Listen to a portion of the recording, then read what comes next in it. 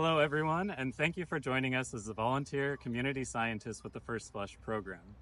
My name is Clifton Herman, and I'm a water quality specialist with the San Mateo Resource Conservation District. Despite what the name might suggest, the First Flush program actually has very little to do with toilets or sewage or anything like that. Instead, this program focuses on evaluating water quality during the first big rain of the year when pollutants have accumulated on roadways and sidewalks and other impervious surfaces and get washed into waterways and the ocean. This program is managed in coordination with the Monterey Bay National Marine Sanctuary for the purposes of evaluating pollutants that are entering the sanctuary during these early season storm events.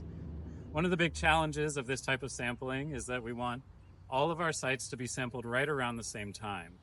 And this requires a lot of people, and that's where you come in. We really appreciate you being a part of this program because we're able to get to all of our sites that are experiencing all the same storm conditions at the same time and collect our samples. This video is part 2 of our 2-part training program. The first part focused on the programmatic history of the First Flush program, as well as some of the logistics that are relevant to you as a volunteer. For this second part, we're going to focus on the methodology for collecting your samples, and we're going to offer a few tips and tricks for how to correctly collect your samples in the field, and safely, of course. And with that, let's get started. Hey everyone, I'm Grace Allen and I'm a water quality project manager at the RCD. And we're going to provide you with all of the materials that you need to successfully sample. And so that includes your 4 sample bottles, and we'll have these labeled for your sites for each of your teams. And there will be 4 bottles in each little bag with 3 or 4 bags depending on your team. And you're going to use this bucket to sample, and at some of the sites you're going to need to lower it down into the stream, so this rope will be used to do that. You're also going to get a larger bucket with your sampling supplies, and that includes a clipboard to write your field notes on. There'll be field sheets here when you get it. Some gloves to protect your safety and also to prevent contamination of the bottles. Some paper towels, because it's going to be raining, you're going to be in the elements, so we'll have these for you. We're going to have these cups to collect your sample if there's not enough flow to use the bucket. So you're going to use these in that situation. And we're going to have squirt bottles of water and alcohol. That's going to be used to clean your cup or your bucket, depending on the flow. Yeah, and then in this bag, you're going to have supplies such as Sharpies to write on the sample bottles, pencils to write on your field sheets, as well as headlamps and pencil sharpeners and hand sanitizer. We'll also have some other safety materials for you, and that includes some of these cones and a high-vis vest. And then once you're done collecting all of your samples, you're going to put them in the cooler that's filled with ice and then bring them back to the office. So thank you so much.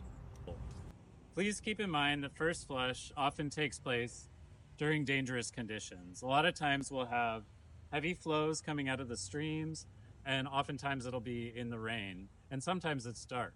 So always remember that safety is our #1 priority. Some helpful tips include footwear. Make sure you have really good fitting shoes that are very comfortable and stable.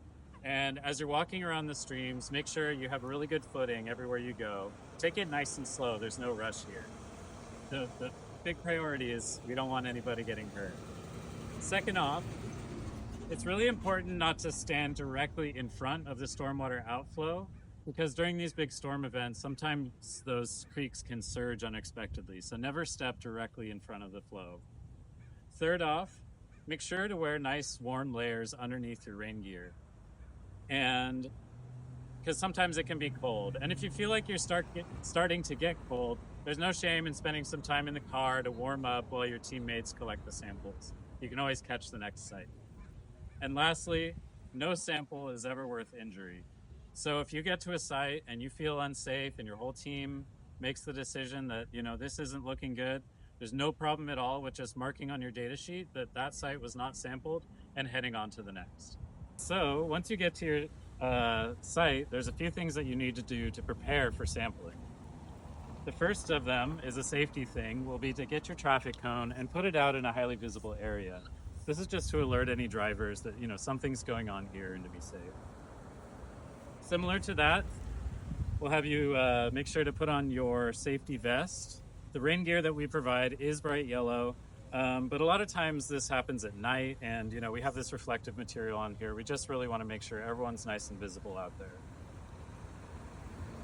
The third step will be to put on your gloves, as Grace mentioned in the cleaning process. We always want to make sure that we're wearing gloves before we come in contact with the water for both your safety as well as avoiding contamination in the samples. So make sure your gloves are on. And the next few things are things that maybe different team members can do all at the same time. So one of those things is filling out the data sheets. You want to write down any observations you make once you get to the site, including the time, the date, and then, for example, if you smell anything. So here today, we're getting a little bit of a poopy smell, so that would be something I would write down in the sample or on the data sheets. Another thing that you're going to have one of your teammates do once you get to the site is put your sampling time on the bottles. This is best done with the provided Sharpie, and it's okay, say the time is 11:32 or something like that. It's totally okay to write down 11:30, for example, just so long as that sample time on the bottle matches the sample time on your data sheet. And one thing to note is that it's a little bit easier to label your bottles in the car. So maybe somebody would do that in the car, before you get out into the rain. And the last thing that you want to do to prepare for sampling, again, a lot of this can be happening all at the same time, is cleaning your sampling equipment, just the way Grace showed you. So that's 3 times rinsing with alcohol, 3 times rinsing with deionized water, and then 3 times rinsing with water from the site itself. And once all those things are done, you're ready to collect your sample. Hello everyone, it's very important to clean your bucket or your cup in between sampling sites. And so we're going to show you how to do that. And the very important first step is to put on gloves to protect from contamination in your sample and to protect your health. So the first step in cleaning your buckets, you're going to take your alcohol. And you're going to, without placing your hands inside of the bucket, you're going to spray along the edges, trying to cover all of the surface area as much as possible. And then you're going to kind of twirl it around, and then you're going to dump that downstream of your sampling site so as to not contaminate your sample. So you're going to do that 3 times.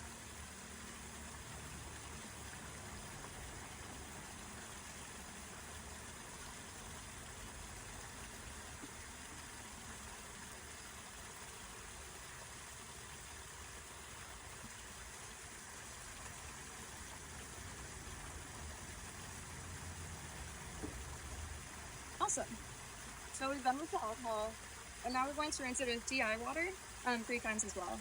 And you're going to use the same method of trying to cover as much surface area as possible. And again, don't touch the inside of the bucket or the cup.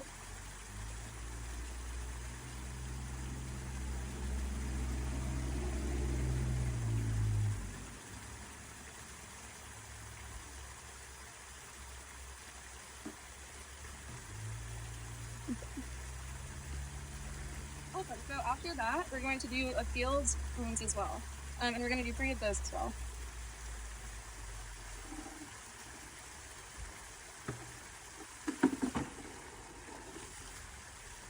Yeah.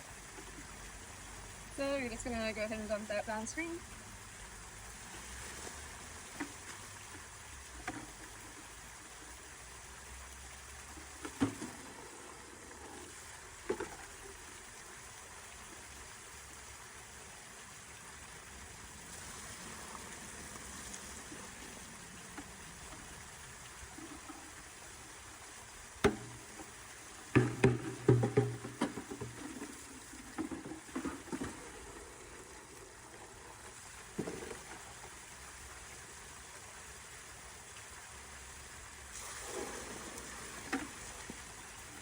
And now you're ready to collect your sample.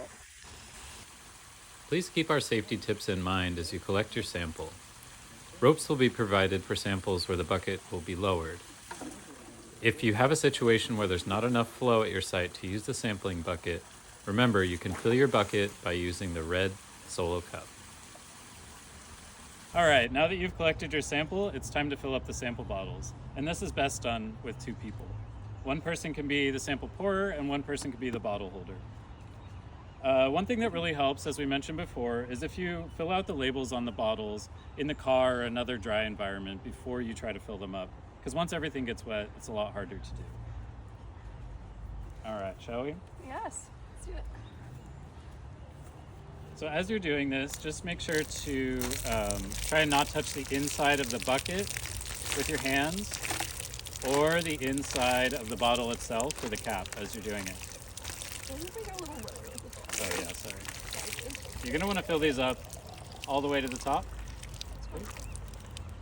And you're going to want to try to minimize the amount of time that the cap is off. This bottle here is for total suspended solids, so it's a measure of how much sediment is in the water. It's also our biggest bottle.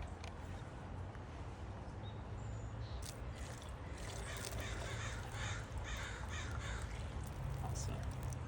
This bottle here is going to be for our heavy metals such as copper and lead.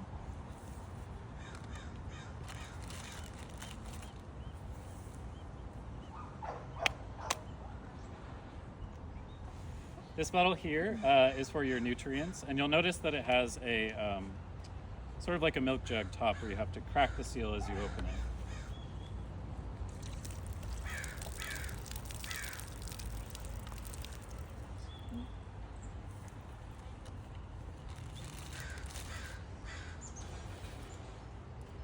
And this bottle is for fecal indicator bacteria.